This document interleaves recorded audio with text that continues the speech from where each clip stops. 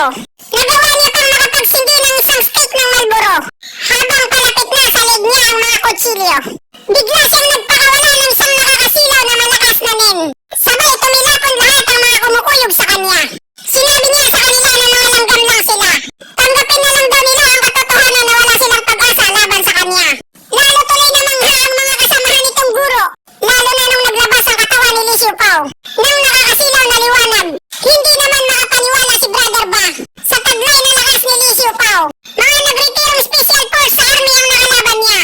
At bawat isa sa kanila ay kaya daw magpatumba ng 10 tao. Ang grupong ito ay ang kanyang ipinagmamalaking puwersa. Kaya siya nakilala sa buong Suso na gangster. Hindi niya daw akalain na isang bata lang ang wawasak sa kanila. Inapakan siya sa balikat ni Li Siupao at tinawag siyang langgam. Baka meron pa daw itong ipapakita at ilabas niya na. Sumagot naman si Brother Ba na kahit natalo ni Li Siupao ang mga alagad dito, hindi daw siya pwedeng galawin ni Li Siupao dahil malakas ang kapit nito. Sinabi ni Li Siupao na nasa kamay niya ang buhay ni Brother Ba. Wala siyang pakialam sa kahit sino, kahit batas pa daw yan. Dahil kapag pinadala daw ni Li Siupao si Brother Ba sa kabilang mundo ay tapos na ang lahat. Nababaliw na daw si Li Siupao dahil tinatawag niya ang sarili niya na hari ng lahat. Kahit daw kayang-kaya siya ni Li Siupao. May kakilala siya na pwedeng tumapat kay Li Siupao. Kung hindi daw natatakot si Li Siupao ay tatawagan niya ito. Pinayagan naman ni Li Siupao na tawagin ito. Ang ipinagyayabang ni Brother Ba na tatapat kay Li Siupao. Gusto niya daw makita kung sinong langgam ang tatapat sa kanya na nag-iisang hari ng lahat. At tinawagan na nga ni Brother Ba ang ipinagmamalaki niyang tutulong sa kanya. Tuwang-tuwa sa isip niya si Brother Ba dahil ang tinawagan niya ay ang pinakamalaking tao sa buong Suso. Parang ito na rin daw ang nagmamayari ng buong lungsod. Sigurado daw siya na mapapalaban si Li Siupao dito. Hindi daw siya kayang labanan ni Li Siupao kahit nasa tama ito. Dahil para sa kanila, mga alagad lang daw si Li Siupao na walang kalaban-laban sa mga taong ito. Sinabi ni Brother Ba na mangako lang si Li Siupao na magiging utusan niya at tatawagin siyang nakakatandang kuya. Sabay hihingi ito ng kapatawaran sa kanya. Kakalimutan niya na daw ang lahat ng mga nangyari. At aalagaan niya raw si Li Siupao sa hinaharap na parang alagang aso. Sinabi ni Li Siupao na nagkakamali si Brother Ba dahil natalo na ito sa kanya. Ang hinihintay na lang niya ay ang pinagmamalaking backup ni Brother Ba. Sinabi naman ni Brother Ba na ang bobo ni Li Siupao. Pagsisisihan niya daw ito sa bandang huli. Ang pagtanggi nito sa anak niya. Samantala may mga bago na namang dumating sa pinagdadausan ng okasyon. Pinangungunahan ito ng isang iabab na may mga nakasunod na bodyguard. Agad naman itong sinalubong ni Brother Ba na may kasamang paggalang. Si Miss Chu pala ang hinihintay niyang backup na bigating tao. Sabay itinuro niya si Li Siupao na isa daw baliw at bubugbog sa mga atags nila. Napakatanga daw ni Li Siupao dahil gusto niyang kalabanin ng pamilya Chu. Nang tignan ito ni Miss Chu ay nabigla siya sa nakita niya. Agad siyang kumaripas ng takbo at nagbigay galang kay Li Siupao. Sabay tinawag itong guro at humingi ng paumanhin dahil nahuli ito ng pagdating. Nagulat naman yung ibang guro bakit napakagalang ni Miss Chu sa kanya. At tinawag pa itong teacher.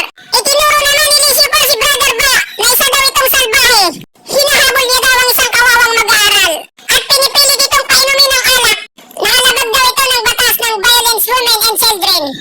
Sinubukan naman magpalusot ni Brother Ba na hindi daw ganun ang nangyari. Bakit daw nagkaganito? Siya daw ang naging masama sa harap ni Miss Chu. Nang malaman ni Miss Chu ang ginawang kabalastugan ni Brother Ba, nagalit siya dito. At sinimulan niya itong sermonan. Isa lang daw aso ng pamilya si Brother Ba. Na maritis niyang sinabi ni Brother Ba sa kanyang teacher. Gusto daw nito na tawagin siyang kuya. Masyado na daw malaki ang ulo ng asong ito. At ang kapal daw ng mukha niyang saktan ng guro ni Miss Chu. Lumuhod na sa pagmamakawa si Brother Ba. At sinabing hindi niya daw alam na guro pala ni Miss Chu si Li Siupao. Kaya naman humihingi siya ng paumanhin dito.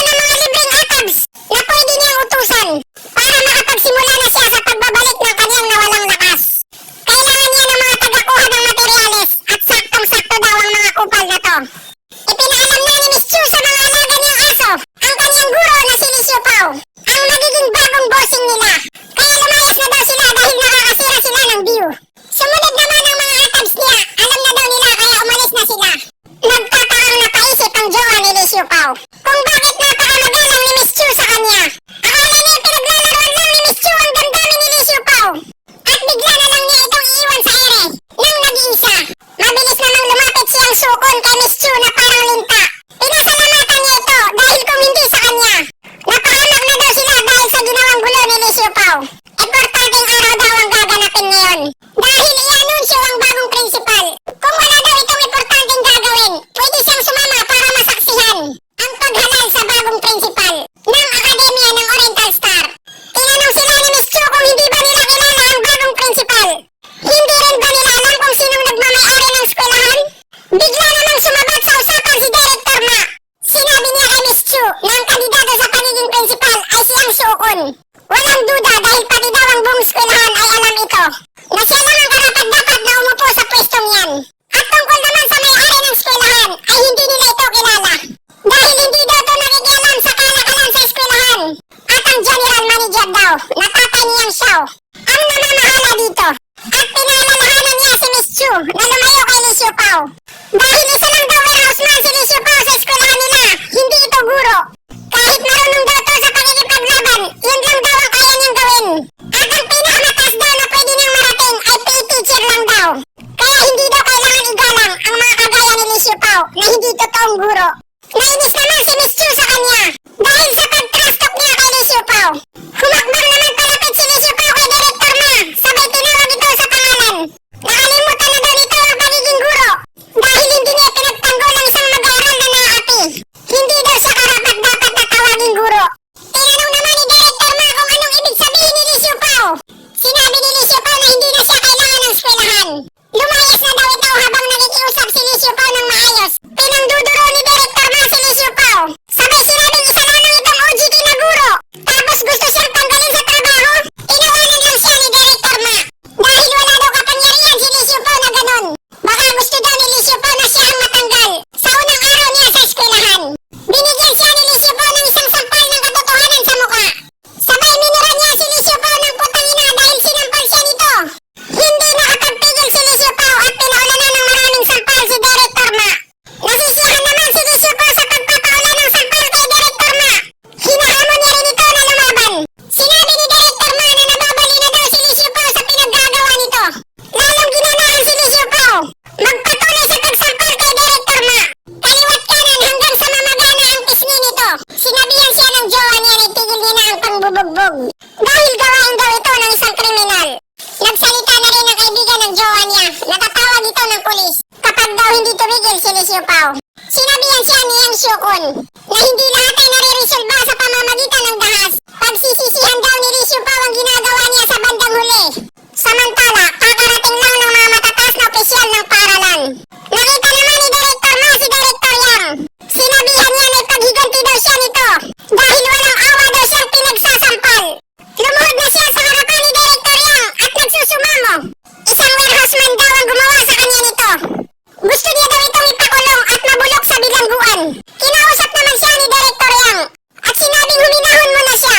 Ipinakilala niya si Chu Tianxing ang nagmamayari ng eskwelahan. Hindi pinansin ni Chu Tianxing ang drama nila at dire-diretso ito ng lakad. At nagbigay galang siya kay Lee Siopaw. Humihingi siya ng kapatawaran dahil nahuli siya ng dating. Nagkaroon daw ng konting aberya. Umaasa daw siya na hindi ito nakasama sa pagtatambay ni Lee Siopaw sa suso. Sinagot naman ito ni Lee Siopaw na walang problema doon. Sabay nagpakilala na si Chu Tianxing sa kanilang lahat. Siya daw ang nagmamayari ng Oriental Star Academy. At sinabi niya na sa kanila na ang magiging bagong principal ay si Lee Siopaw. Bigyan daw nila ito ng masigabong palakpakan. Hindi makapaniwala yung ibang guro. Bakit hindi daw siyang Xiao ang naging principal? Bakit si Lee Siopaw pa? Baka nagkamali lang daw ng nabanggit na pangalan. Tinanong naman niyang Xiao ang kanyang ama kung tama daw ang naging desisyon nila. Para daw dapat sa kanya ang posisyon na yun. Sinabi naman ng ama nito na manahimik na daw si Xiao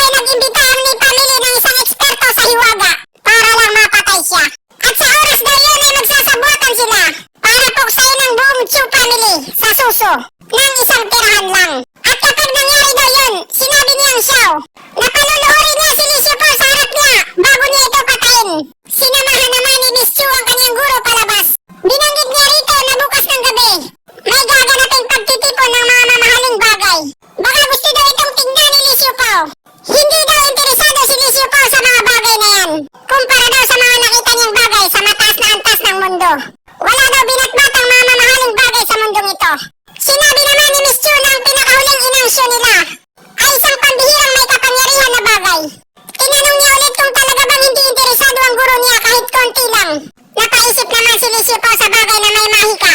Hindi niya daw akalain na mayroon pang mga ganon sa mundong ito. Pero parang makakatulong ito sa pagbabalik ng kanyang nawalang lakas. Ihanda daw ang para sa kanya dahil dadalo siya.